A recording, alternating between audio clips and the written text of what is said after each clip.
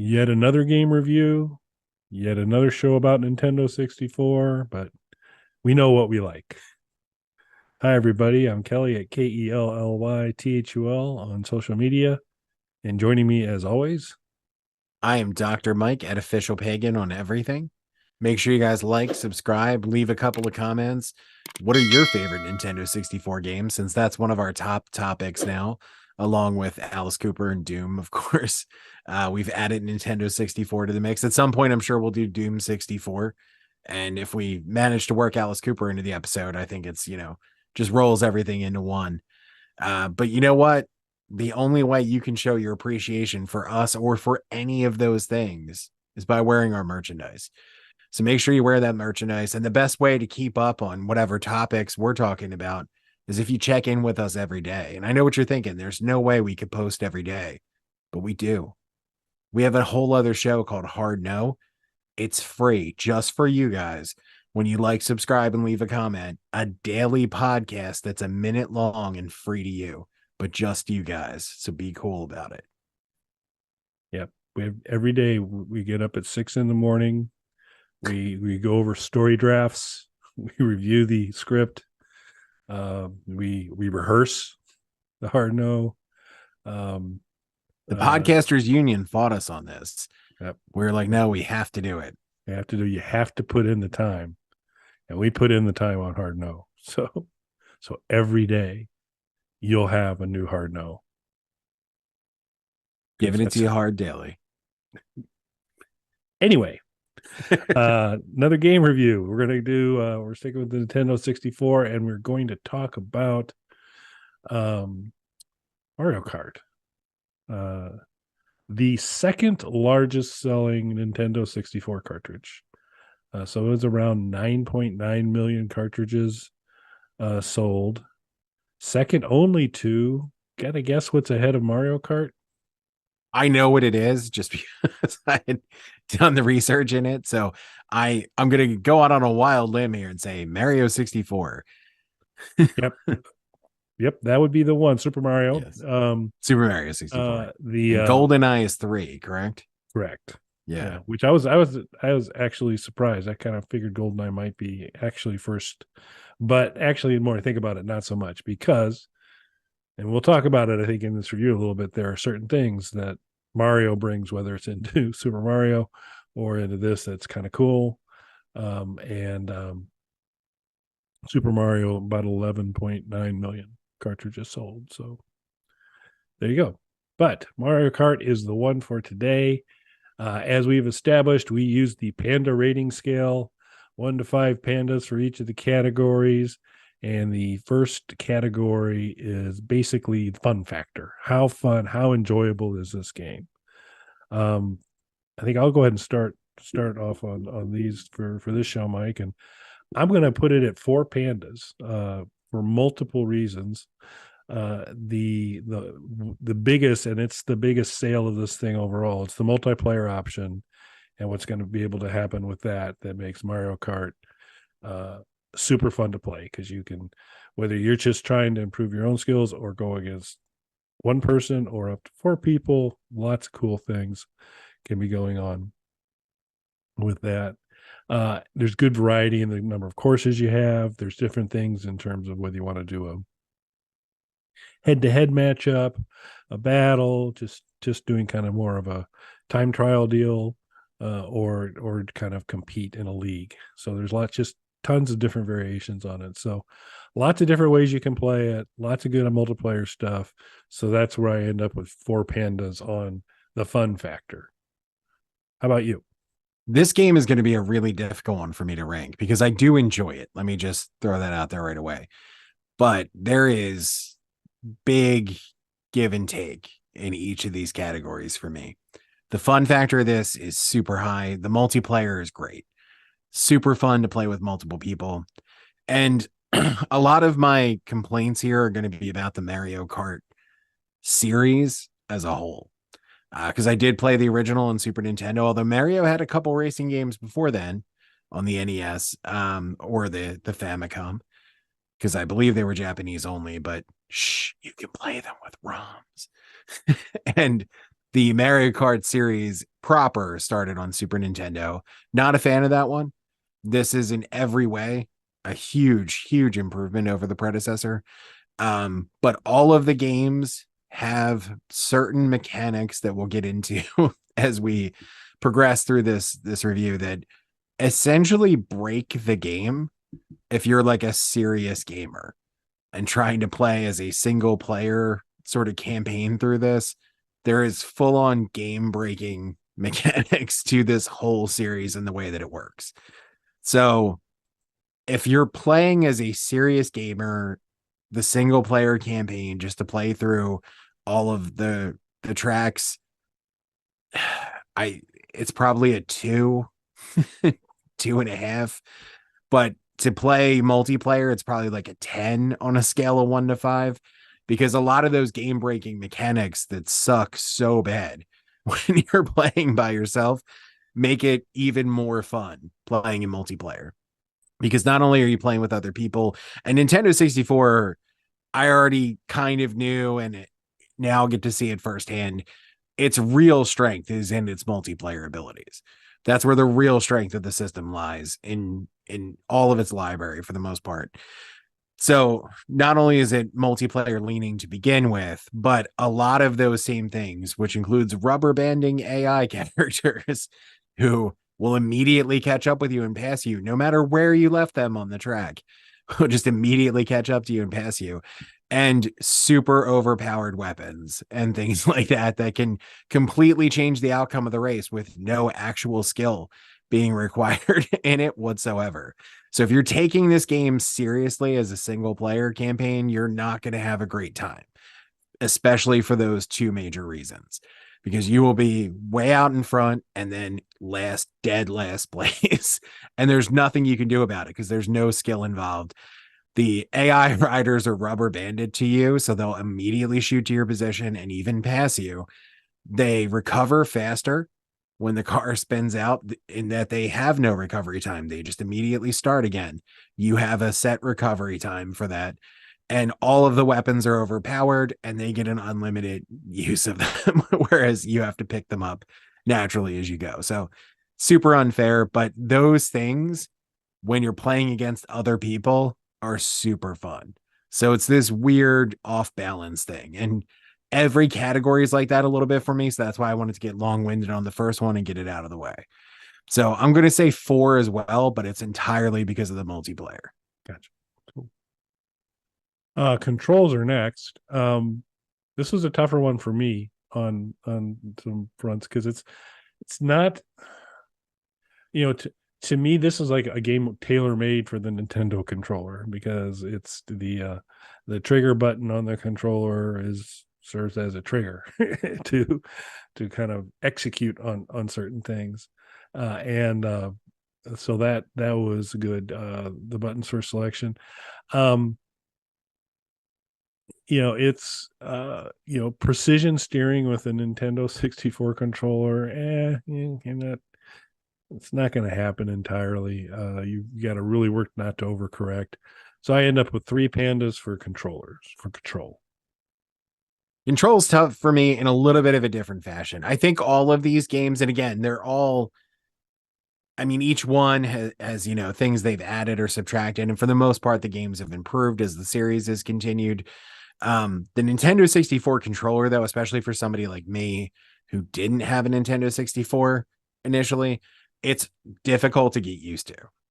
That Trident 3-pronged controller for it. And I know there's aftermarket options and things like that, but just because that's not the type of controller that I'm used to, it's just a little difficult to get my bearings with it. The controls themselves are as responsive as any game in this series, though. So the actual control is fine. It's the Nintendo 64 controller that's the issue. To Kelly's point, though, taking turns, taking some of those hard turns is a little bit difficult. The game mechanics are designed, and this is, again, for all of them, it's the way the games work. It's designed so that if you drift into the turns without going off of the course, you get a speed boost coming out of it. Not fair, not skill based, because it just depends on how you hit that turn, there's really not a whole lot you can do to control that because different characters have different weights, move at different speeds. So a lighter character who's going to take those turns a lot easier, for example, or a lighter character when you're on a ledge who might go straight off of it is going to have different results on different tracks. So again, that's just going to the mechanics of this actual game, though, not the way the controller works. So again, I'm with Kelly. It's going to be a 3, but it's mostly because I'm not used to the Nintendo 64 controller. If you're a Nintendo 64 person, you're probably great at this game. Yeah, it does. Once, and because that was, I didn't have NES experience with any Mario racing game, so my whole Mario Kart cut my teeth on Nintendo 64. So it became something that I was pretty comfortable with. And we, like I said, we had 64 for a while. So, okay. Okay. So now this next one is difficulty. And again, a reminder to the folks watching where we're going with difficulty. It's not, 1 is way too easy and 5 is way too hard. It is kind of appropriate level of difficulty for enjoyment. So it's like, did they kind of size it right to make it challenging? If you get something that's like challenging but not punishingly difficult, that's really the gold standard. That's that 5 panda right there where you can kind of nail that. This one, for many of the reasons that Mike's already, the rubber banding in particular that Mike talked about, in terms of things going on, it's a little hard to peg it. So for me, I had to kind of go just down the middle again, go with a 3 for difficulty, because this one, you're not going to scratch your head and say, I don't know how to beat this game. It's like, well, you go faster than everyone else and you win. So that part's not too difficult. There's not a long strategy game in general. I mean, there's a little bit if there's a particular way you race well in terms of the character you pick and the size. Mike talked about the weights and how different things and the different characters interact. And depending on the course, a certain character might work out better for you. But not a huge strategy element to it. I mean, there's a little bit of it. So just kind of for all that, I kind of went down the middle of the road and went with a 3 for appropriate level of difficulty. Yeah, we're very much on the same page with all this. I really enjoyed this game, and I need to keep saying that because I am mostly pointing out the stuff I didn't like about it, but I feel like it needs to be said for anybody who's not familiar with how specifically this series works. I'm gonna go with a 3 as well. And I love Nintendo and their consoles, but a Sega guy at heart because Sega was a lot more about, skill level and challenging games and more kind of adult games, more hardcore gamer related stuff. Whereas Nintendo's always been about casual gaming and casting the widest net possible. And that's great. There's nothing wrong with that, but it's a different approach.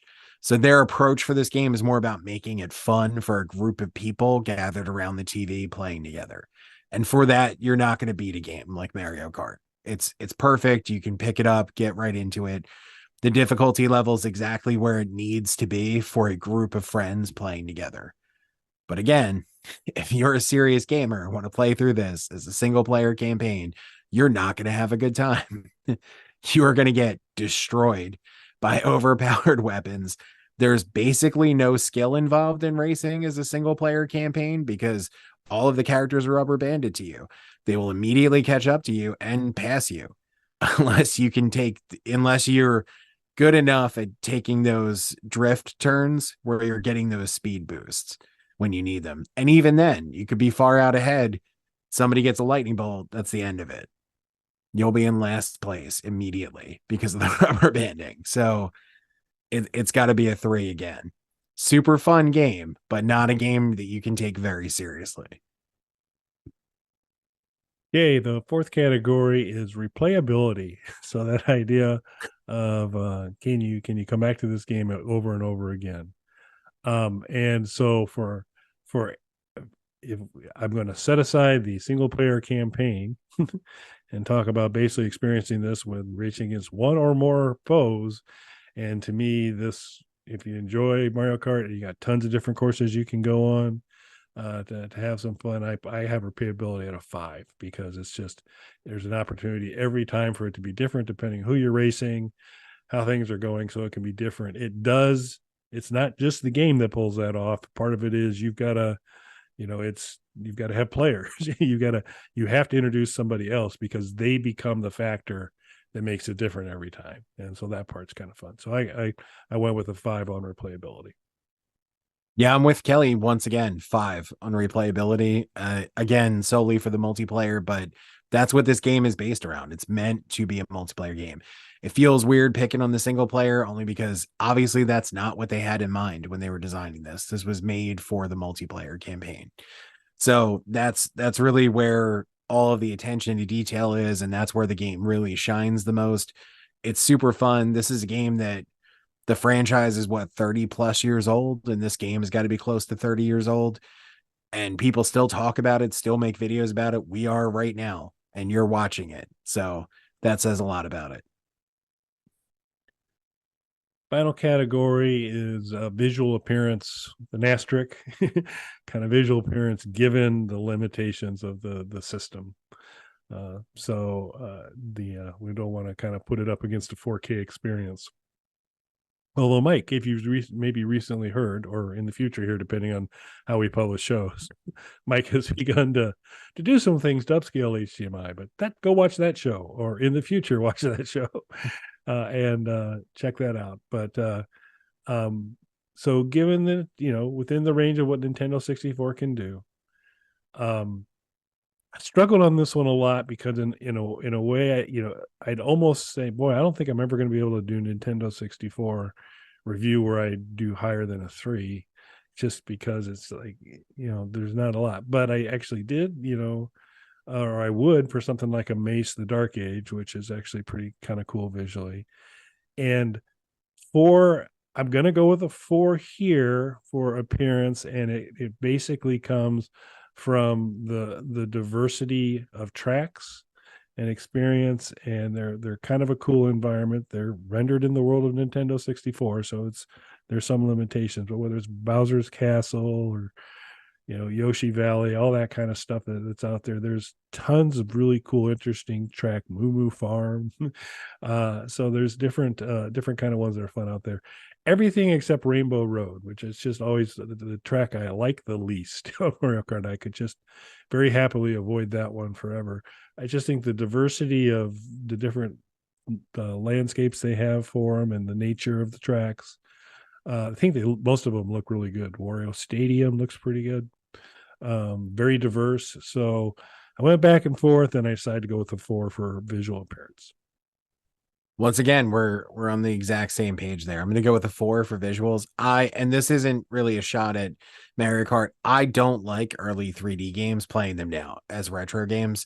I don't think early pixel games hold up really well. I didn't think they looked very good then, and they definitely don't hold up, especially, going back and playing a lot of the early PlayStation games. They look terrible. Even the ones that I can enjoy playing because I'm just into the games themselves. I will say that this, I think, holds up better than most of those games. Even though it does have the graphical drawbacks that Nintendo 64 games as a whole faced, they're kind of famous for their fog effect that they use on things because it didn't have the greatest draw distance, especially in comparison to its direct competitors, PlayStation and Saturn, which had a much further draw distance. Also, it gave very little memory to textures. So a lot of the textures they would use a blur filter on. They do that here a lot as well on the textures, but the bright and colorful graphics and its mix of 2D and 3D, I think it holds up a lot better than a lot of the early Polygon games do. So while the tracks are in 3D, which is what you need, the characters are still actually 2D. Mm-hmm. They're just pre-rendered the same way that Donkey Kong Country games are and things like that, and Killer Instinct. So the pre-rendered characters like that with the actual 3D backgrounds, it holds up a lot better than something that's fully polygon based. And so taking into consideration the limitations of the system, I think this holds up pretty good.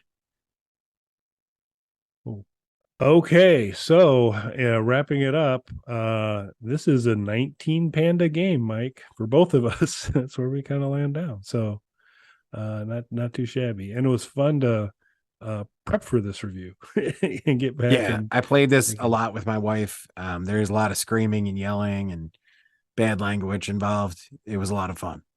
Yep. Quality family time.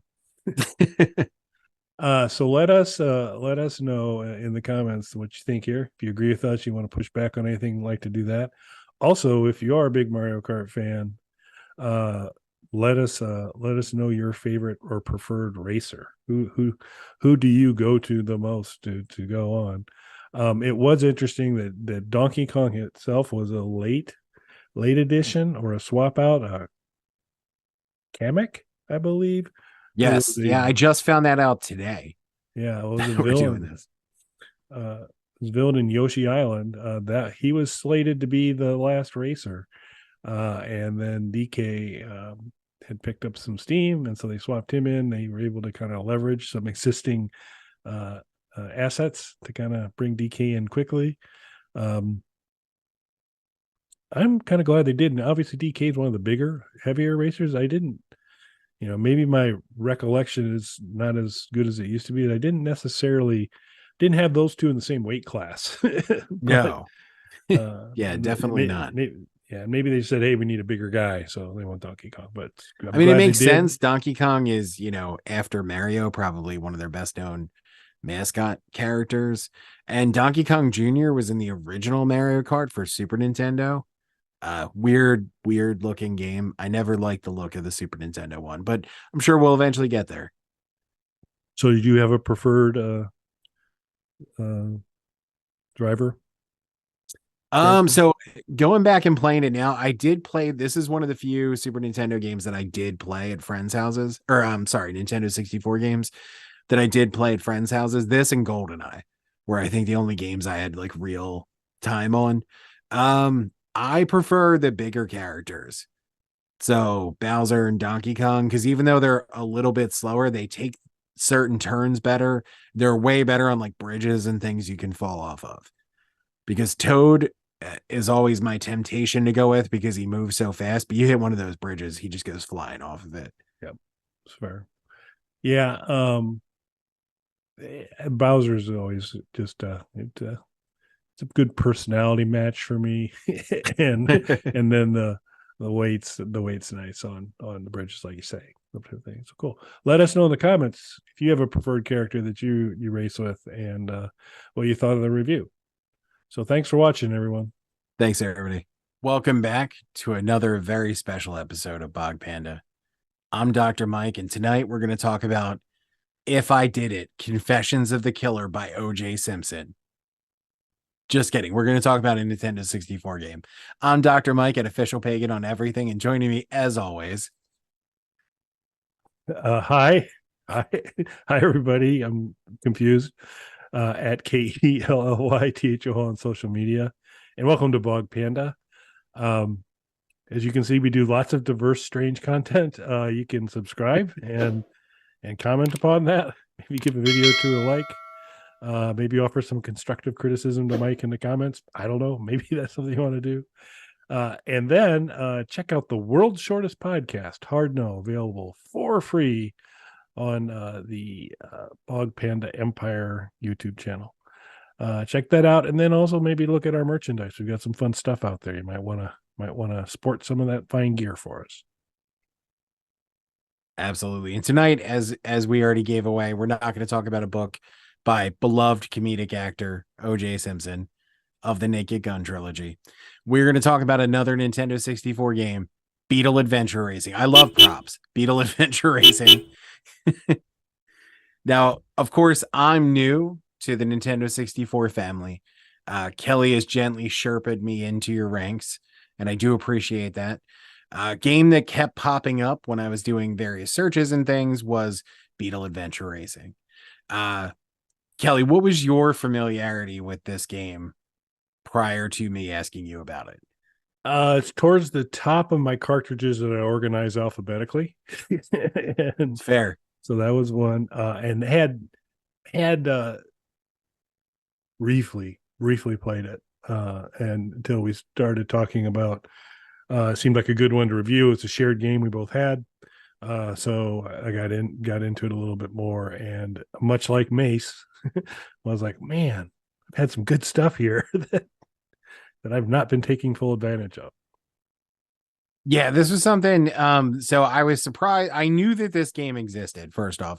This was one of those weird moment in time games like Shaq Fu that now seems crazy. Like, why is there an entire racing game based around Volkswagen Beetles? But there was a period in time in the late 90s when Volkswagen reintroduced the Beetles and were buying up placements in everything.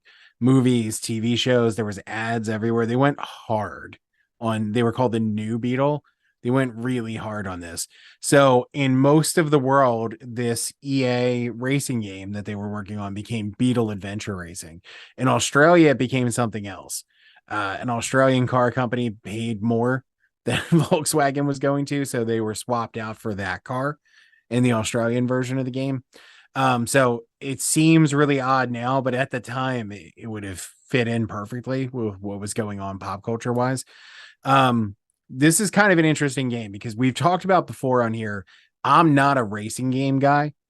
It's just never really appealed to me. There are exceptions to that, though. While I do really enjoy the Mario Kart games, I don't love the rubber banding and things like that in it because I feel like it takes a lot of the skill out of it.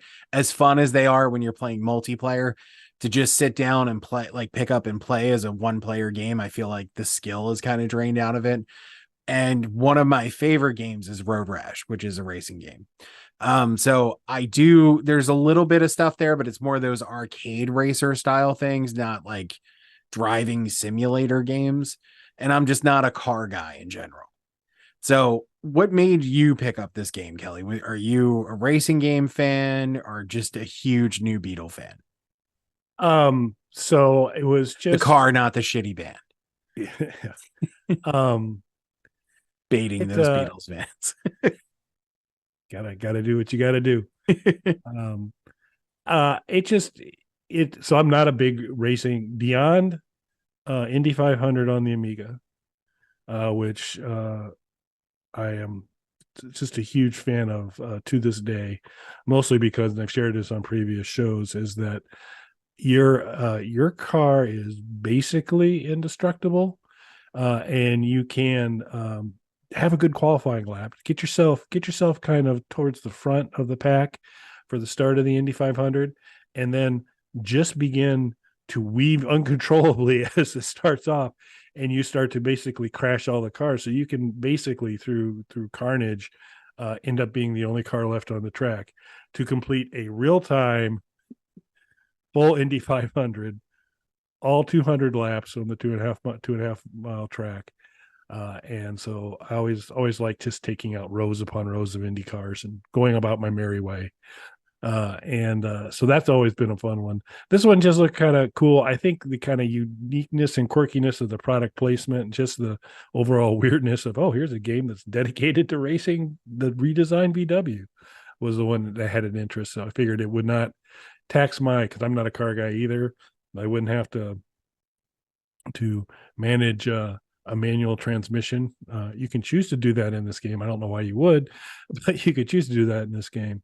But it looked like just kind of a fun, different flavor of Mario Kart, which in a lot of ways it's turned out to be.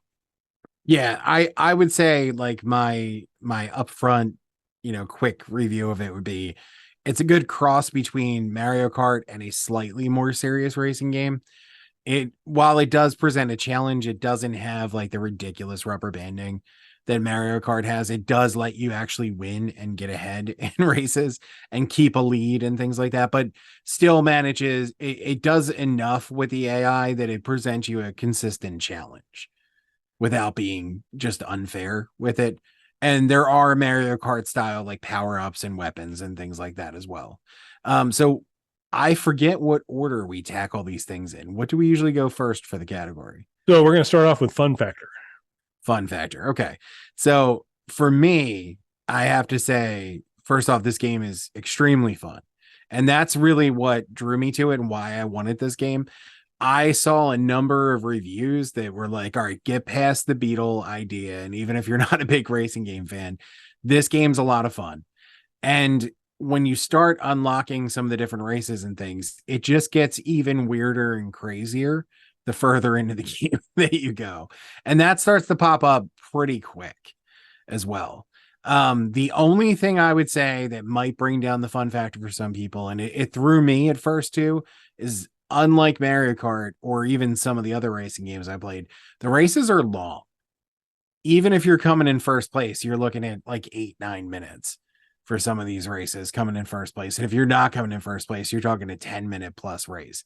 And if you're going through multiple tracks, you can start unlocking cars and tracks and weapons and things like that. You're playing this game for a while. Yeah. This isn't just a pick up and play experience the way the Mario Kart is. So what would you give it? How many pandas do you get for fun factor? So on a scale of, we're doing 1 to 5 pandas. So on a scale of 1 to 5, I'm gonna say it's gonna be a 4 for me. Okay. I'll see your 4 call on that.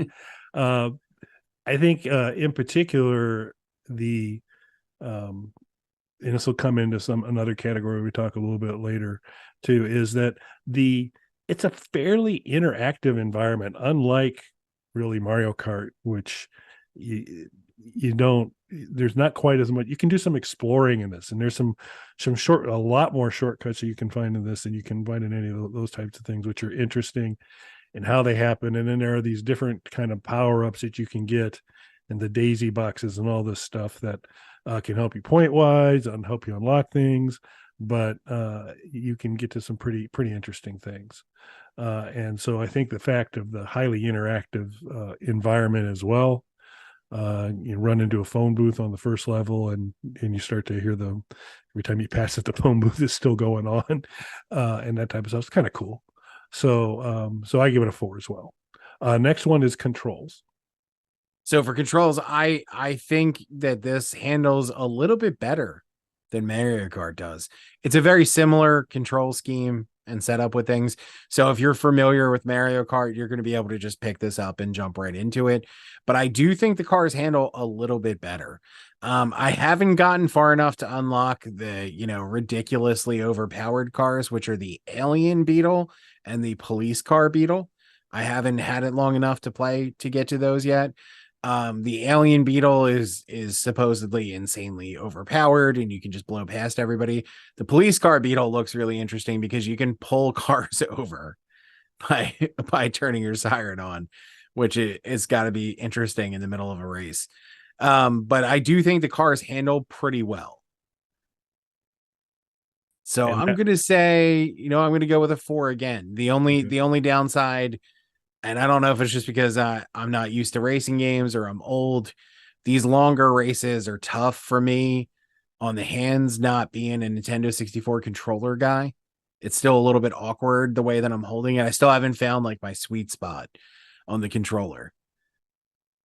yeah, and so that's where I'm going to go. So I'd agree with everything you said, in that it's kind of like it's very reminiscent of Mario Kart in terms of controls. Um, but there are some things, and I have a feeling some of this might be due to the fact when you play um, which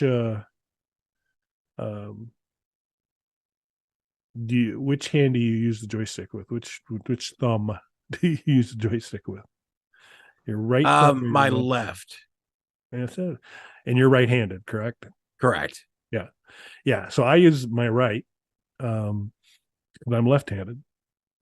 And so I just think that's kind of how this stuff works out on there. But the only reason I'm going down to 3 on controls is that it seems to be a little biased against us lefties, in that the left upper trigger on the Nintendo joystick will allow you to like jump in front of the pack. If your timing is just right at the beginning when the light turns green to go and you hit that, all of a sudden you can just basically leapfrog to the front of the pack and get a nice jump start on stuff. So there's a couple of times where that comes in handy, which is nearly impossible to get to if you're or at least very difficult for me. I had to like really reposition the joystick to get over to it on there. So I just felt that it didn't take us left-handers in mind. They do offer some different options for how the controller is configured, but it's still, driven with that deep biased right hand fascist God's world chosen that we people. live in.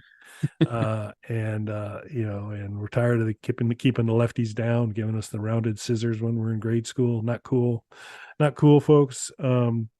But so I have a little bit of issue with that. I did try to flip it. I thought, you know what? I bet you if I use that trigger on the bottom for my accelerator, I'm going to do a lot better. I was wrong. It was possibly the worst mistake I had ever made. So I quickly went back to their default controller is good, just biased against left-handers. Next up will be difficulty. And again, reminder for folks, this isn't one is too easy and five is too hard. It's that, is it the right level of difficulty for repeat enjoyment? Just, do you feel challenged, but not? And if it's way too hard or way too easy, that would be a one. If they've just nailed it exactly right, it's going to keep you coming back and keep you challenged. That's a five. So this is the one I'm going to dip a little bit for. It's going to be a 3 for difficulty, and it comes to back to the long races for me. I do think that there's fairness, and it's fair and balanced, like Fox News. When you're playing it, unlike something like Mario Kart, but it's still more approachable than a more serious racing game. But the longer races, and especially for somebody like me who's new to the Nintendo 64 controller and still kind of getting used to that, it's just tough on the hands to really find the right grip for everything. It's just still a little bit awkward for me, and these longer races don't help that. So it might go up if I were to re-review this later, but for right now, that's going to be a 3 just because of that. Also, you do have to unlock almost everything in the game. When you initially start, you only have a few cars and there's only 2 racetracks available. So you have to play through the game, unlock almost everything. Obviously, invest in a memory card if you're going to be playing this game. You can find them on Amazon, luckily, and they were pretty cheap. So luckily, my memory card arrived the same day the game did. So I was able to jump right into it. But you do have to unlock everything beyond the first 2 races and the early first couple of cars.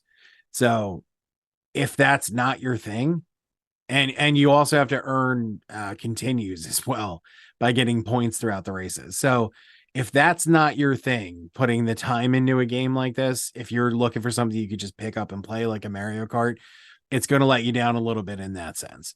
So that's why the 3 on this one for me.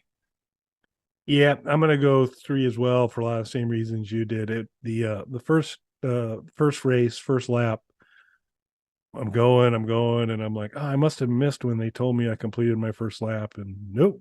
You keep going for a while, and eventually I was like, what felt to me like it's time for this race to be over. They're like, you've just completed lap one, and I was like, oh gosh. It is they are long, so you get into these championships where you've got to kind of continue to progress through tracks. You're looking at a pretty significant time investment to kind of wield your way through there. So um I'd go with a 3 as well. So next category is replay ability. So replay for me, this is like every game on the Nintendo 64, the strength in the Nintendo 64 as a newcomer so far is absolutely the multiplayer experience, and this delivers that as well. Not only can you play on courses, but they give you like sort of battle arenas that you can play on doing multiplayer, very similar to the Mario Kart battles, but with weapons and everything. You get missiles and all that good stuff. Super fun to play, especially once you kind of get the controls down. Um, so replayability there, just like everything on Nintendo 64, the multiplayer experience, tons of replay value. But unlike Mario Kart, to use that as sort of the baseline for racing on there, I feel like there's more replay value in the single player mode on this because there's so much to unlock and there's so much to go through. I mean, you play through those first 2 courses, and the first one looks really nice and you're going through everything. The second one, very quickly, you start to realize there are multiple paths, as Kelly had mentioned. So that brings you back to check some of that stuff out. Not only are there multiple paths through there, they're not all shortcuts. Some of them will give you extra points and items, but actually set you back in the race. So there's some strategy in there. And for me, I wanted to go back and even just replay those first two races right away, just so I could kind of check out some of the other environments and things like that. It's not like in Mario Kart, if I miss the one shortcut in the race, I'm like, I have to go back and play that race right now. Like these are completely different paths through some of these tracks. And then of course, unlocking stuff. I know it doesn't sound like a lot, unlocking a different race, but just the first thing you unlock, the third course takes you through an area inspired by Jurassic Park, where you go through the gates and there's even a T-Rex that tears through the electrified fence and swoops down in front of the car and everything. It's a lot of fun, and it will make you want to come try those different routes and see what the next race has. So I'm going to go a 5. Dude.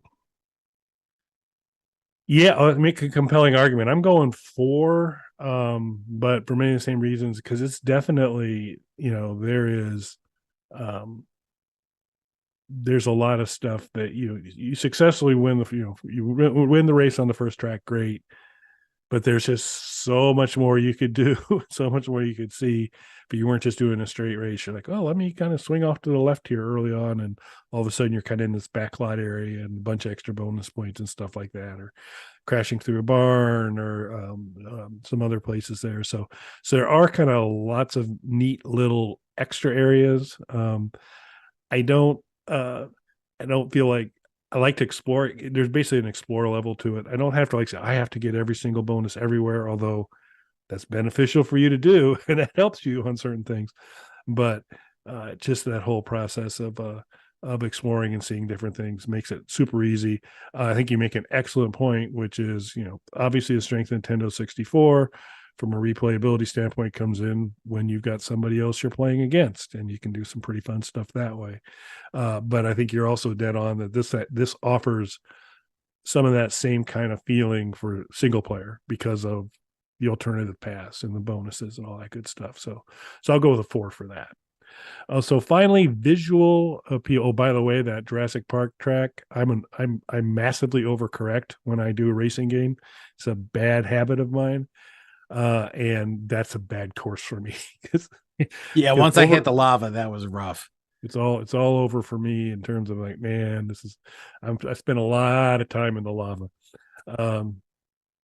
But finally, visual appeal. Again, this is kind of given the limitations of that. I would, and so you did have the experience of playing this upscaled HDMI, right? Yes. So I gotta imagine that was probably a plus. But what's your calling visual appeal? So I'm gonna go again. We're basing the visuals off of the hardware. So I'm gonna go a 5 for it.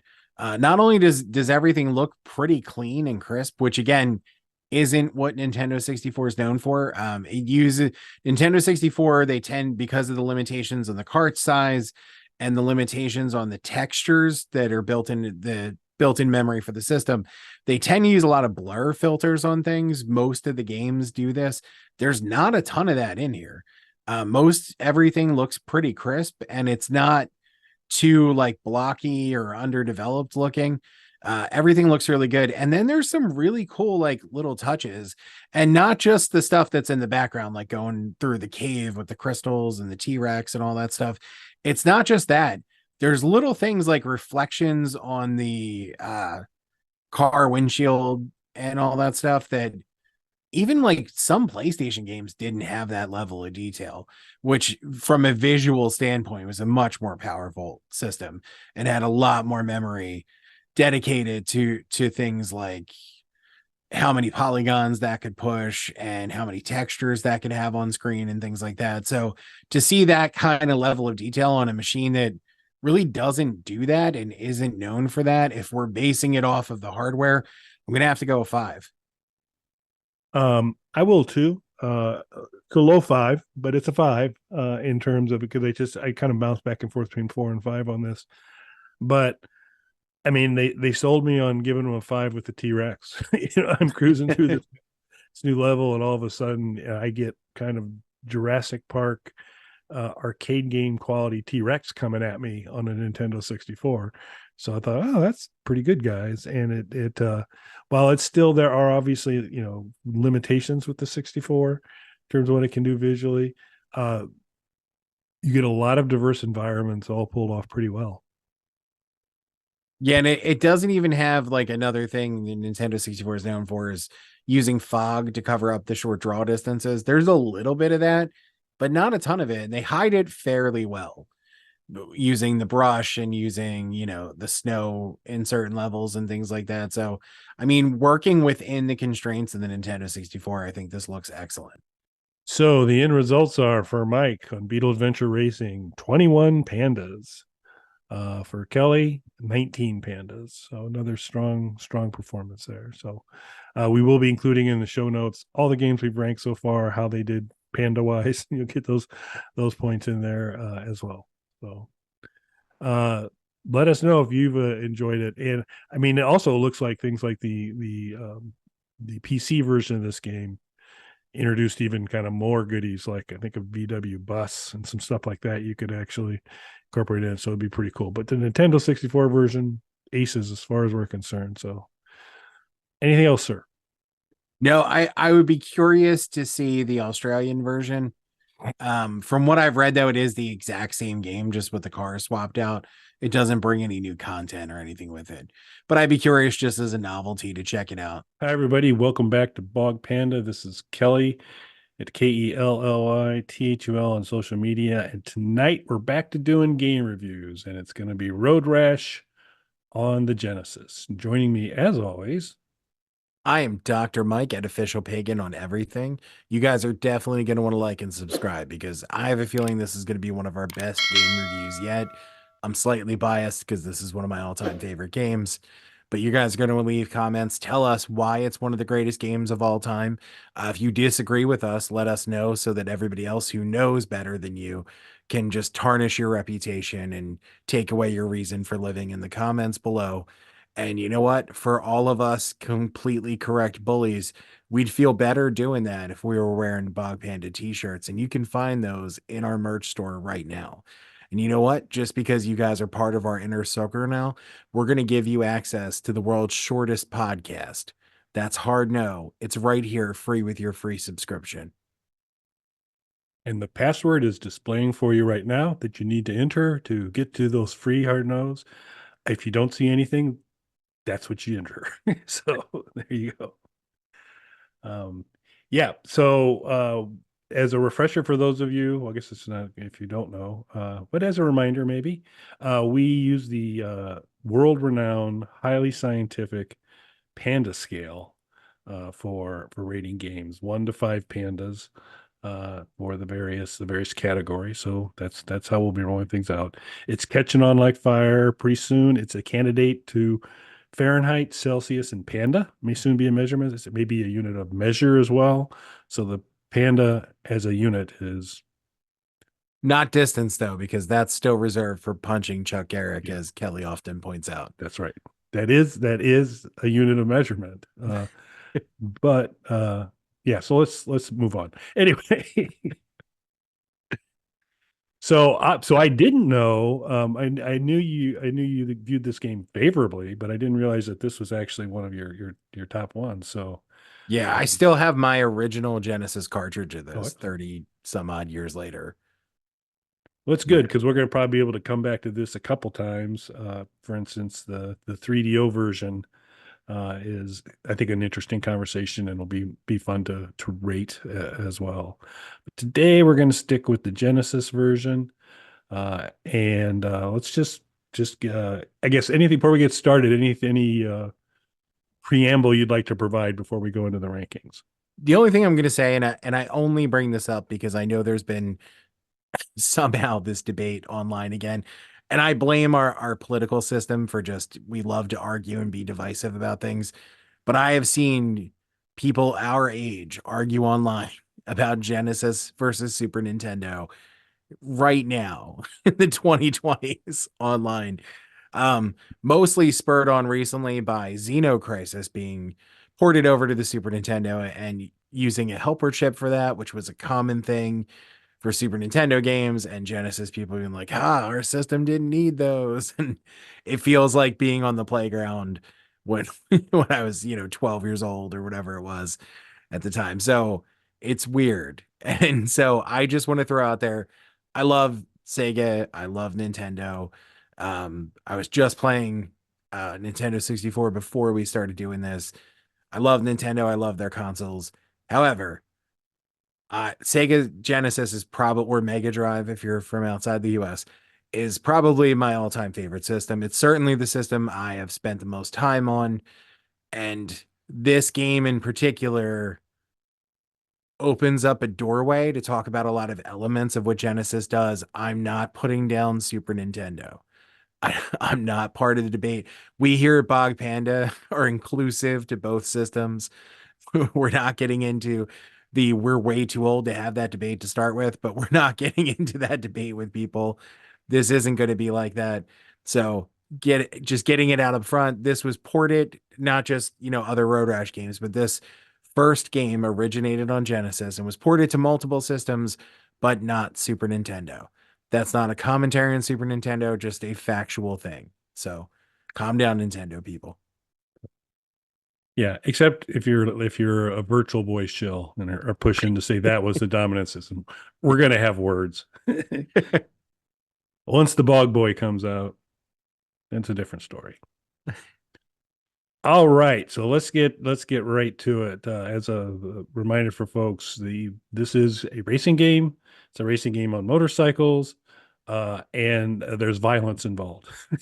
And so these would be probably some of the things why I think it has an appeal for Mike. But we're going to start off with fun factor. 1 to 5 pandas. I'll let you make your case first, sir. 35 pandas. There's the the pandas are just having a wild cookout party. There's kegs of beer. They're punching each other in the face, but are still friendly. It's just a great time. It's a party that you see and you want to be a part of. It is absolutely 5 pandas for me. This is the most fun you can have in a racing game, in my opinion. And so here's the thing, and you wouldn't necessarily know it by some of our recent reviews because we've talked about games that, I think Kelly and I were pretty much on the same page with, as far as Mario Kart for Nintendo 64 and Beetle Adventure Racing for Nintendo 64. Those are both super fun games, and I really enjoyed those. As a whole, though, racing is not my genre. I don't even drive. I don't have a license. So car stuff doesn't super interest me. A lot of racing stuff is more simulation leaning. So it's more the arcade style stuff, if anything, that I'm drawn to. But Kelly already kind of hit on it. This adds a fighting sort of mechanic into the game as well. And also a little bit of a backstory. And it the backstory much more so in the sequels, but the backstory kind of develops based on how much violence you interject as a player because you start to make enemies with different players and things like that.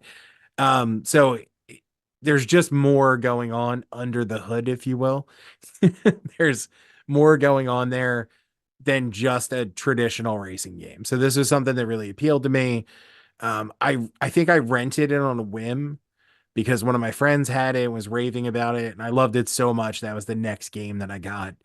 I still remember, well, I still have it, but I still remember it was an EA cartridge, and at the time the EA cartridges looked different than the stock Sega cartridges because they didn't want to pay the extra royalties, so they manufactured their own cartridges. So they looked different. The boxes were different because they weren't getting them from Sega. So the clamshell cases that they came in were slightly bigger. The cartridges were a little bit bigger. Just everything about it made it stand out on a shelf in a store, which, you know, wasn't a part of the marketing pitch for it, but as a little kid is something that makes you stop and notice that. It was just because they were making their own off-brand materials and not using Sega's. But again, it made it stand out. I can still picture that box, even if I didn't still actually physically own it. One of my favorite games, I followed the series for quite a while. The first three Genesis games, though, are among my favorites. So it's 5 pandas all the way. And I'll get into the other aspects of it when we get there. Yeah, I was torn a little bit between 4 or 5 pandas on it but then I thought motorcycles, lead pipes, punch people, race. um, uh, I had to go 5 as well. So we're in agreement. Five pandas as well. I vote not down from 35. I'm just coming in at five and staying at five. So next controls. Controls, I'm going five pandas again. um, it's simple. The control scheme is very simple for this. Again, they're not trying for realism. This is an arcade style game with some fighting mechanics mixed in. You control the bike. The bike handles pretty well. As you race, you have to qualify in each race to move to the next level. This first game is set entirely in California at different locations in California based off real places at different locations in California. As the series progressed, it started to expand from there. Road Rash 2, for example, is all over the US. Road Rash 3 is different parts of the world, and so on. So it's all interesting in that sense. But basically, what you're doing is there's a round of races. You have to qualify by getting a certain position or higher, as you do in most racing kind of base games. Then you can move on to the next set of races, same locations, but the tracks are longer. There's more obstacles, and everybody else but you gets a bike upgrade. And so you have to save up your money from these races to start upgrading your own bike. It's really important to read the stats on those bikes, though, because the way it describes their handling is super accurate. So it's not an issue with the controls, but there are some bikes that are faster but don't handle well. So as you're playing, they're just harder on turns and things like that. You'll find yourself spinning out or falling off the bike or slamming into things. Again, though, that's the give and take of upgrading the bike as you go along. So I don't fault the controls for that, but just something to keep in mind. Because I remember rage quitting because I had some bike that just sucked on handling, and then going back and actually reading it and being like, "Oh yeah, it totally says that." And I just was like, "New bike." So I love the control zone, especially on the Genesis layout of the original 3-button controller with them side by side. You have your gas right in the center. You don't have to take your finger off the gas to hit the attack button. And it's just simple directional pad button presses for kicks, punches, grabbing weapons, using those. So it's all pretty intuitive, in my opinion, as somebody who's not a racing game person. Yeah, I think they're pretty clean and simple. I'm going with four pandas on this because we part of it. I mean, so I think that to your point, the controls are simple. They are easy enough to master for you because you're usually doing a couple things. Are navigating, avoiding obstacles, taking turns, but also trying to mix it up a little bit or pick off a weapon or all those types of things. And as we've mentioned on previous racing game shows, I suffer from premature overcorrection, and that I will tend to really overcorrect too much. It it wreaks havoc on things. So the Beetle Adventure Racing island with the lava and stuff was just not good for me. Didn't treat me well at all. This one you still need some skill and you got to use the brake and you've got to kind of think things through a little bit. But I wasn't just a wreck from the beginning. So you do have to, as the courses get harder and the bikes that you do have to upgrade to stay competitive get a little trickier sometimes. It becomes a little more skill involved, but I was able to hang with it a lot longer without the overcorrection issue. So four pandas for me. Okay, now difficulty. Now difficulty, what we do there is, it's not to super difficult as a five and super easy as a one. It's kind of right level of a difficulty for game enjoyment. I have a suspicion, but Mike, what would you rank? I'm gonna go with five pandas on this one, Kelly. Five pandas. So like I said, the longer races do get tougher. What I like about it though is it's definitely a game. It doesn't use the sort of rubber banding mechanics that you see in something like Mario Kart. There is obstacles and things like that, but not like lava, like Adventure Racing. But there is traffic, oncoming traffic, and things like that. So I would say for a beginner just starting, if you really don't focus on combat and just focus on getting through the race without getting killed, You'll get the hang of the bikes and the actual mechanics of the racing pretty quickly. And before long, you'll learn how to launch your bike off of rocks and things like that, which are imperative in later races to get ahead of the crowd. And it does let you get way ahead of everybody else. Even in later races, there's been times when I fell off my bike completely, rolled down the street, still had time to go back, get my bike, was still in first place because I was so far ahead of the other characters. It also, you can see through the rear view mirrors of the bike who's coming up behind you and things like that. That's a nice mechanic for it. It feels natural, the progression of the difficulty with each round of races. At the time, not that it's branching paths, but the idea that there was a little bit of almost a hint of an open world feel in the sense that you could focus more or less on fighting, which would make other players more or less aggressive towards you at a time when that kind of stuff, nowadays we're used to games having multiple endings and branching paths and things like that based on your choices. At that time, that kind of stuff was not common. So that was pretty unique. And I think that also, as far as it playing into the difficulty, gave you options because there is no like easy, medium, hard settings. But for a more experienced player, you can go in punching people and pushing them out in front of cars right away. It's going to make the game rougher on you though, right from the start, because the AI controlled players are going to be more aggressive towards you.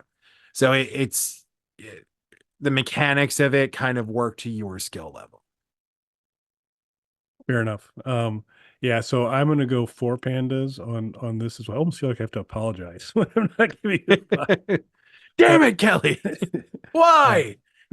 are you insane? I'm gonna go Did four you pandas play as the well. game? Yeah, I think it's very well executed. It sounds like we're talking about Love It to Death. I think it's very well executed. Um, and I think a good balance. And to your point, there's you progress as you get better. The difficulty kind of rides along with your experience a little bit, so in a very fair way from that. And so, and I had mentioned earlier the fact that I was functional in it pretty much out of the get go, made it all that much easier. So I think it does a really good job in not making it a piece of cake, but also making it not also making it actually impossible to win. And the part of that too, and the difficulty is while there are obstacles and you need to work around them, and there's things about launching, as Mike was talking about launching into the air, obstacle avoidance again. So I suffer from overcorrection, and that's not necessarily really good for. They're fairly forgiving obstacles. I mean, you can run a little. There are some games where that you kind of even approach something, and the logic says, "Okay, you're out. I'm wiping you out." Where this one, you square on with a car, you're in trouble. You square on with a tree, you're in trouble. But if it's tight, sometimes you get by okay. So I don't know if forgiving's the right word to use necessarily, but they're not overly punishing in terms of avoidance on some of the obstacles. So I enjoyed that and really appreciated that. All right. So the next thing you're going to give it five for, Mike, is replayability. What would you like to say about your five for replayability? Well, I'm going to go ahead and I am going to give it that 5, Kelly. So I mean, we're 30 plus years into this and I'm still playing my original cartridge of the game. So I mean, that's all the proof of replayability, I guess, that you would need. Now, I know there's a lot of people out there who prefer Road Rash 2. And I understand this is a Mortal Kombat 2 situation for me, where Mortal Kombat 2 came out. I have more nostalgia for the first Mortal Kombat, but I can objectively notice the upgrade to Mortal Kombat 2. The difference, though, is just like with Road Rash 2, Mortal Kombat 2, they didn't reinvent the game. The sequel is just an improvement over the first one. It almost feels like an expansion pack. There's better graphics, there's a little bit more animation, new tracks, things like that they add to it, but it's the same core game and core mechanics. So because of that, I find myself, because of the nostalgia, coming back to this one more than I do 2. Even though 2, again, objectively is a little bit better of a game. Um, Another thing that I think I do see more and more people talking about, but something that bizarrely kept me coming back to it, and I don't know if this is something you noticed, the music is weird in the game. It's a really weird soundtrack to the game. And there's a lot to be said about the Road Rash soundtracks. Because the initial games have this interesting, unique kind of soundtrack to them. And then later it became an early franchise to take on licensed music from like actual bands and things like that. So there was like Soundgarden and Monster Magnet songs and things like that. Again, at a time when that was very uncommon to have that kind of stuff in games. So there's a lot to be said about the overall sound of them. I think that when music is created for the Genesis, so getting the first step into the Super Nintendo versus Genesis thing. Super Nintendo came out after Genesis did. Genesis was actually meant to be a competitor with the NES. Super Nintendo came out a couple years later. It had sample based sounds. The Genesis was still using a chiptune based FM synthesizer in there. The FM synthesizer sounds awesome when they make music for it.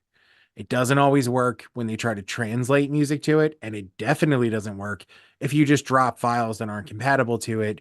Doom on 32X. It definitely doesn't work then. So you have to make it work for the system. The guy who did the music for this, and I can't remember his name offhand. It might be there if Kelly if Kelly can find it.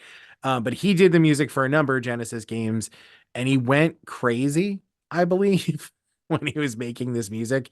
So right off the bat, you were just hit with this very aggressive, very strange soundtrack that really doesn't sound like anything else that was in games at that time.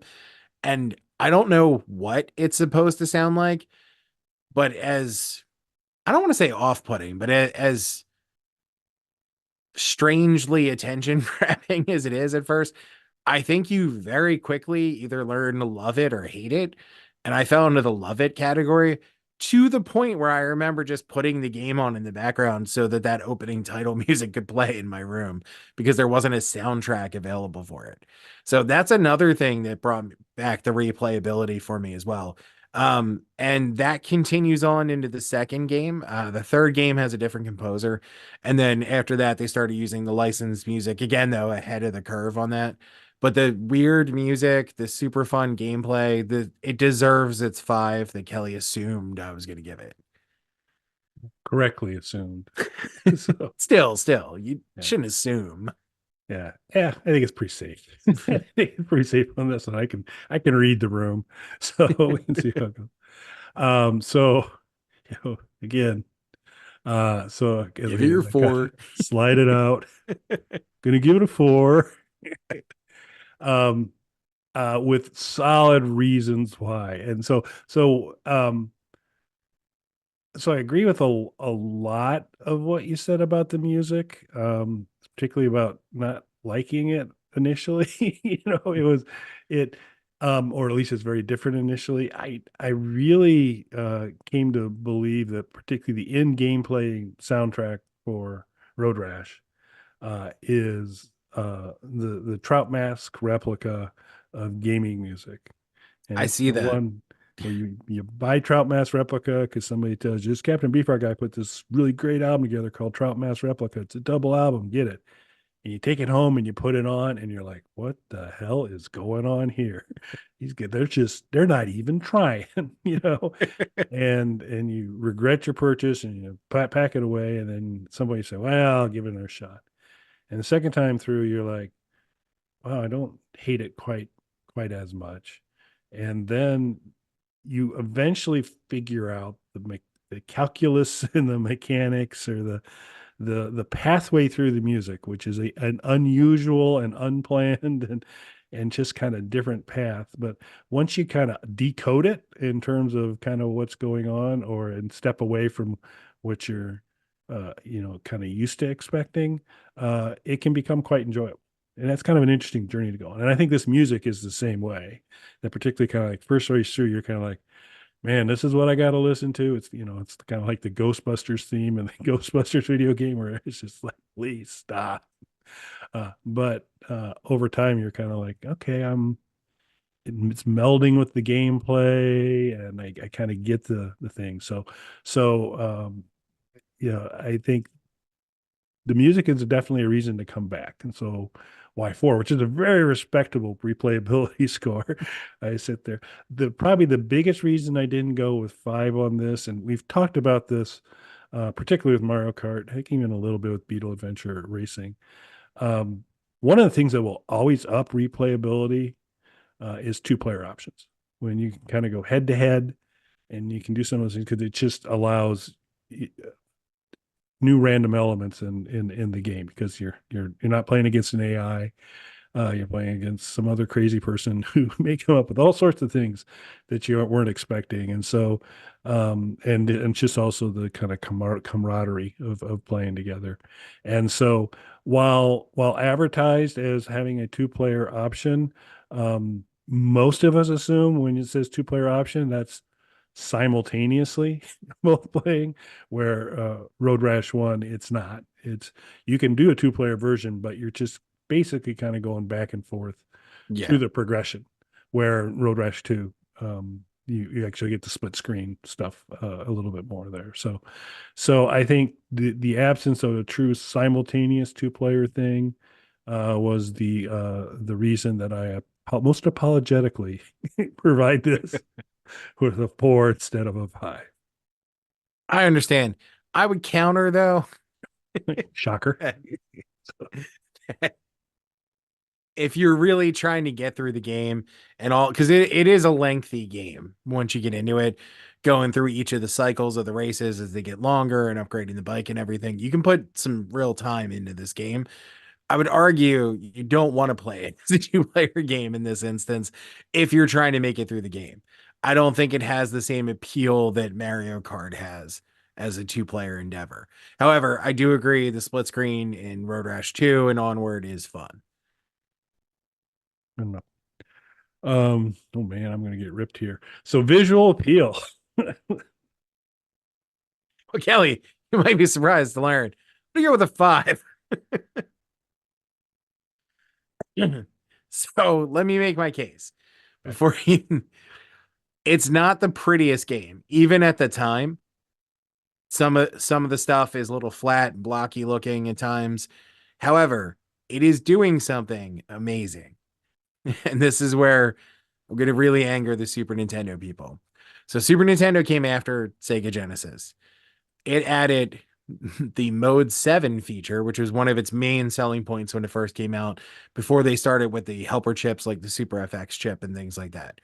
Mode 7 allowed native scaling and rotation to be done in hardware.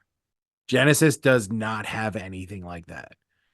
And because of that, one of Nintendo's big attacks on Genesis is they couldn't do things like racing games like Mario Kart and Top Gear and things like that. Not only is this doing something it technically shouldn't be able to do, it is running significantly faster than any of those Super Nintendo games are. And that really just comes down to Genesis, even though it was an older system at that point, had a much faster processor, or the blast process, as they like to call it in the marketing. It was just a faster version of a 16-bit Motorola processor. That's one of the reasons that a lot of PC ports, whether it was games ported to consoles or especially from a console to a PC, were usually pulled from the Genesis version, because the Genesis version of a 16-bit processor was more in line with what most PCs, including the Amiga, had at the time. And that's why those games were easy to port back and forth. So this was more like a PC in terms of the power under the hood again, compared to a Super Nintendo. So it's actually running a game that even though Road Rash 2 and on, they figured out ways to make it look better and look a little smooth. Not Road Rash 3, that looks terrible, but Road Rash 2 looks a little bit better. There's a little more animation, everything runs a little bit smoother. That was the first time anybody had seen anything like that. And again, it's running significantly faster than hardware that is actually designed to run games like that. And there's no helper chips. Again, not trying to start fight with Super Nintendo people. No helper chips or anything. It is doing stuff the hardware cannot do, just from the sheer processing power of what was available and creative programming. 5. Um, so I'm gonna give it a 3. Ah. And um, Ah. so You're gonna give uh Road Rash 3 like a negative let's 4. say what's that? You're gonna give Road Rash 3 like a negative 4 when we get there. So, 3 is a passing grade. It is from a visual appeal. It is so it is not it is and we do when we talk about visual appeal, we do talk about the, within the reasonable limits of the platform. So, it's not fair to kind of say, well, I need this 1 billion polygon based level of Right. quality to stuff like that. So I get that. But I think it would be fair to argue there are many other Genesis games that are more visually appealing than this. The motorcyclists themselves, I mean, for the platform, pretty solid. The pulling off, and I think it's a fair point, to say, kind of, given the limitations of the system or the challenges in executing certain things on the system, to pull off what they pull off in terms of a definite solid racing experience is impressive. But if it was a blind greyhound, it would run an impressive race, but it's probably going to end up about the middle of the pack. It's just, it had some limitations, so it's there. So I think, I said, I didn't think there's anything wrong with them. I do think my guess is a lot of, you could have had a little other fun stuff on the side, or a little better developed. Um, but some of that had to be sacrificed to give what's most important, which is the gameplay. I think so. I think that's my guess, is a little bit, is that the energy, the processing power, and the focus came in to say, let me make sure that this feels right, and the course and the interesting but not necessarily that important adornments on the side are a little less important, which is why I don't think the graphics are bad, but I do think there are prettier Genesis games. And I'll go with a three on it on my last show with Mike, apparently. So No. I don't think this is a good looking game necessarily. It's just more about it's doing something that up until that point nobody thought the Genesis could do. And then, of course, with Road Rash 2, they improved on that even more and made it look a little bit better in the process. But it's doing stuff that, later Genesis games, just like any console, the games got better and better the further into it because they learned a lot of programming tricks and things like that. But at that time, there was no inkling that something like that could possibly run on a Genesis because, as far as everyone knew, it just couldn't do scaling and rotation like that. So so the it math should be is a 5. so the math is going to be pretty easy for Mike on this one. We have five categories, and I believe he gave a 5 for everything. So this would be 25 would be the score for Road Rash for Mike. I believe that will put it at the top of your list. I don't see how it couldn't. I'll end up at 20 for mine, which, while might seem unforgivable to Mike on many levels, I would like to point out, does put it at the top of my list now. So in terms of the games we rated so far, this is the most pandas I have given any game. So just get all the way off my back. So we'll see how it goes there. It's definitely a love it to death. I'm just I'm waiting for the $1 billion baby shoe to drop. So we'll include a link to one of the two reviews of Billion Dollar Babies, or Love It to Death, so that you can enjoy that debate as well. But this is a good game. We'll probably be talking about it a lot more. I now have some background to figure out ways to pump up my score to make sure I come into this. I'm going to, but there's future versions of it are interesting. Mike's point's valid that they are they build upon the core stays kind of the same, Yeah. but some of the stuff adjusts. The simultaneous two player stuff, pretty cool. And obviously, there's some big visual improvements that occur, whether it's in 3DO land or something like that. Then you can start getting licensed music with 3DO and others. So some interesting things there. So that is our latest game ranking. Would love to hear in the comments what your thoughts are. Warning, say good things. Mike will come get you. And anything you'd like to add before we wrap it up? This was ported to multiple systems, not Super Nintendo, but it was ported to Game Boy, which is odd that it skipped Super Nintendo. I saw something, and I didn't do enough research to know if this was true. I did see a post somewhere in some article about it, that at one point there was a Super Nintendo version planned, and then it just didn't happen. Maybe it was just because Road Rash 2 was already ready at that point, and it didn't make sense to go backwards and port this when Road Rash 2 was coming. But Road Rash as a franchise never made it to Super Nintendo. But this one was ported to Game Boy. It was ported to Sega Master System and Game Gear, and those three are all way better than you would think they were, considering that they're significantly less powerful than the Genesis. They make it work for the hardware on each of those. There's also an Amiga version, which is pretty close to the Genesis version, going back to what we had kind of touched on. The Amiga in particular and Genesis had a similar processor. So it made porting things back and forth between them apparently fairly easy. So the Amiga version is pretty close to this.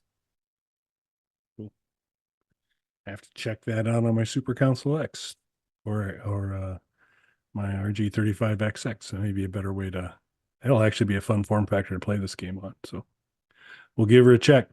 Excellent. Well, let us know in the comments what you think, agree, disagree, and looking forward to chatting with Mike about another game down the road. Thanks for watching, everyone. Thanks, everybody.